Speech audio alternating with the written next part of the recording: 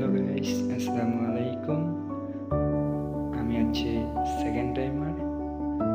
আপনারা চাইলে আমার সাথে নিউ জার্নি শুরু করতে পারেন আজকে থেকেই সেকেন্ড টাইমারের। আমিও আপনাদের সাথে যুক্ত হব, আপনাদের সাথে শেয়ার করব। আজকে থেকেই শুরু আমার নিউ জার্নি, নিউ স্টার্ট।